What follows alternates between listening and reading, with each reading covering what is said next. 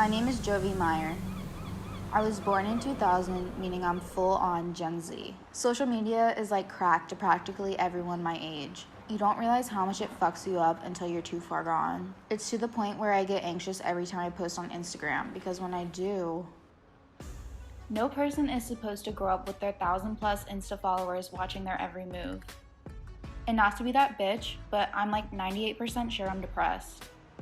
Not that I have any specific reason to be, but I've lost any semblance of happiness or interest toward anything years ago. I thought about telling my friends all of this, but they are so wrapped up in their own messy shit that I doubt they would really care. It's practically common knowledge by now that Logan cheats, but Nikki never has any proof. And to be honest, I don't think she really wants any. Deep down, she knows full well that he does.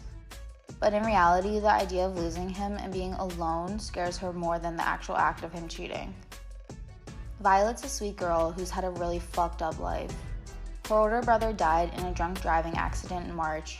He was the favorite child, and her parents have practically neglected her since. Without her parents there for her, she turned to blunts for support. I don't think a day has gone by without her being stoned since the accident. And with the amount of classes she's skipped, I doubt she'll be around much longer. Then there's Tatum and Will, who are almost always attached at the hip. I'm pretty sure the only person they care about more than each other is themselves. Tatum's a difficult type of person to describe. Our school is small and people give her a lot of shit for having an OnlyFans, but honestly, I admire her for it. She's confident, making money, and she really just doesn't give a fuck anyway. But one thing about Tatum, she's fucking batshit, and she does what she wants because she can. She cycled through about 10 therapists in the past year alone, because the second they tell her something she doesn't want to hear, this session's over. Growing up gay at a private Catholic high school, Will learned to put up a wall of sarcasm and indifference to keep himself from being hurt. If he wasn't being bullied, he was being used to have a gay best friend. Like almost all other gay guys, he gets the only affection he can through questionable hookups with older, creepy men. And like almost all other gay guys, this leads to him basing his self-worth and validation on his sex appeal. And we've come full circle back to me. And frankly, the only thing interesting in my life worth mentioning is Jane. I met Jane at the Humane Society 2 years ago. I was looking for an emotional support animal during her shift. We started talking and immediately connected. I've never dated anyone before Jane. Time went on and we got more serious. Being with her made me forget all the reasons why I was so upset all the time. For once, all the bullshit that runs through my mind on a daily basis just stopped. She knew me better than anyone else in my life. I was able to tell her anything I thought, and instead of being scared away, she listened. She couldn't relate, but she understood, and she helped me. All I knew was that I had her and I didn't care about anything else. But now she's gone, and all of that's over. She broke up with me in June. I didn't see it coming. She told me that I wasn't in the right headspace for a relationship and that I should take time to work on myself. I want to hate her. That would make everything so much easier. But she's right. I'm not in the right headspace for a relationship. People keep telling me that time will heal all wounds, but it's been 4 months. The more time goes by, the more I miss her. When she left, I went right back to being miserable. I've already cried enough to last me a lifetime, so at this point, I'm really just trying to distract myself. Nah, nah, nah, come on. Nah, nah, nah, come on. Nah, nah, nah, nah, I said certified freak, 7 days a week. Wet ass pussy, make that pull out game weak. Yeah, you fucking miss. Nikki and Tatum never really liked each other, but this shit really sent Nikki over the edge. What the fuck do you think you're doing? Chill. We're literally just talking. Well, we should literally go talk in the bathroom then.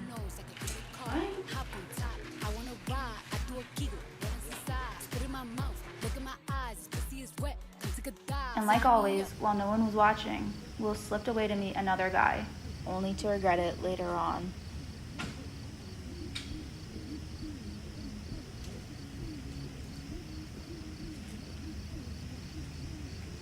Listen, bitch, I don't know what the fuck you think you're doing, but that's my boyfriend. Listen, I wasn't even trying to like intervene or anything, but you know, maybe you should try being less psychotic and insecure about it, and maybe your relationship would actually work out. Well, if you weren't such a fucking whore, I wouldn't have to say anything.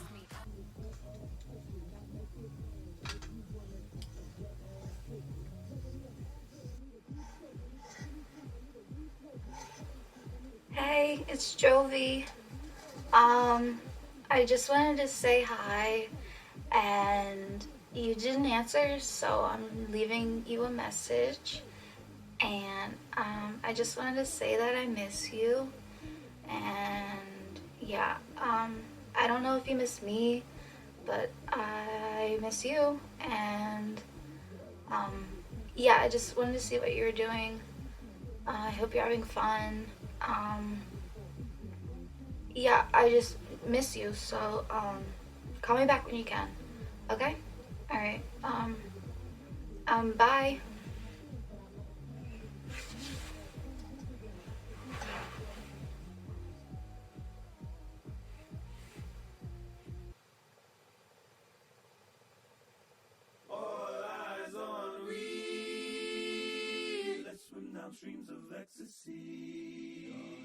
This right here is one of my many, many problems.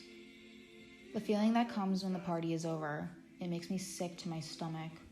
The feeling when everyone's gone and you're forced to face reality again. I hate it. Anytime I'm hungover or having a shitty come down, I feel like there's no point of me even being here. Right until the next time I take a tab or hit a bong.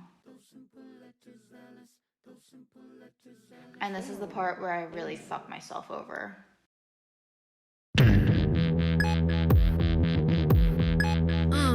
I'm here, I'm beating.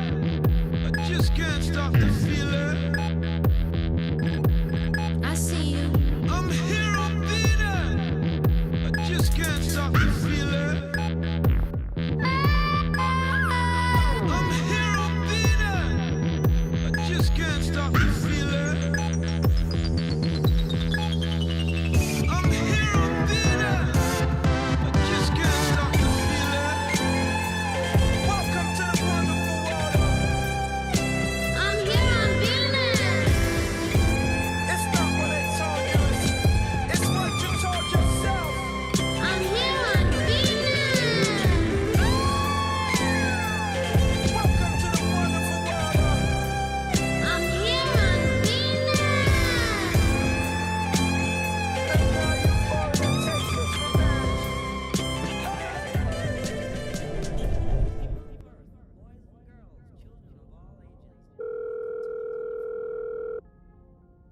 Jovi?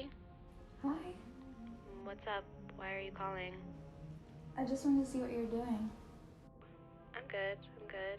How are you? I'm good. I miss you. Is someone there? Look, Jovi, I don't know how to say this. I'm with someone now, and I don't even know what to say to you anymore. I broke up with you so long ago. I tried to end things on good terms, but you're making it so fucking difficult. I mean, this is the 5th fucking time you've called me this week. I mean, what the fuck am I supposed to do now? Because I really don't know. I really don't know how to deal with this. It's been 4 months. This is not healthy. Please, for both of our sakes, stop calling me. Okay. I need you to move on.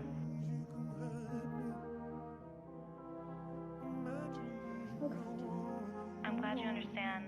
Good night.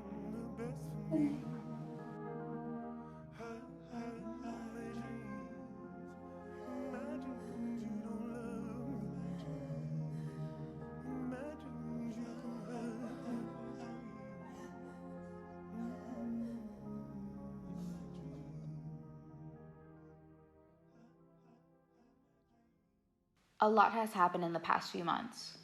For one, Violet finally decided to get her life back together. She got sober and decided to focus on school. But still, her parents didn't care. And the urge to take a hit never went away. And when I said Tatum does whatever the fuck she wants, I wasn't exaggerating.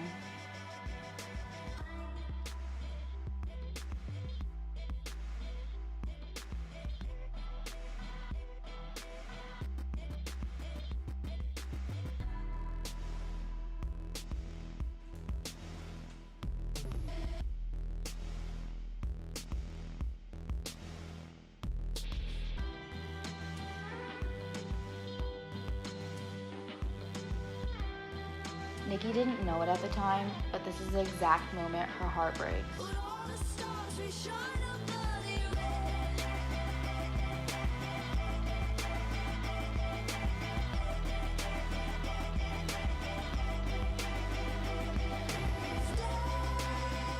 When she saw it, she was furious, and she needed to retaliate. Meanwhile, Will met someone on Tinder, and this wasn't like the usual creepy guys he talks to. This kid actually takes the time to get to know him. And this is where it gets fucked up, because little did he know, this boy never existed in the first place. Well, technically he did. He's a random guy living in California. Nikki just uses pictures to make the fake Tinder and Snapchat account. She needed revenge, but she knew Tatum would never be vulnerable enough, so Nikki decided to use the next best thing. The only person she genuinely cared about, Will. When the kid eventually asked for nudes, Will didn't hesitate. And when Nikki got her hands on them, she sent them everywhere.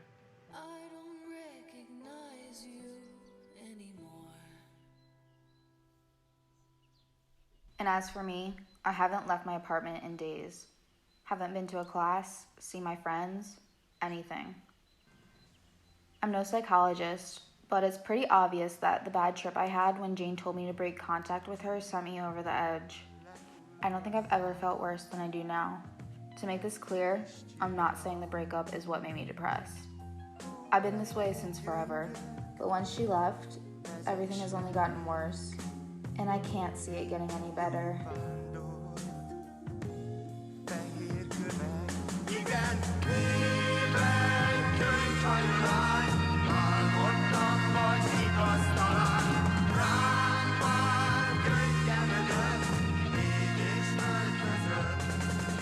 It happened so quick, and to be honest, I wasn't even really thinking. Everything just hurt so much, and I just wanted it to be over.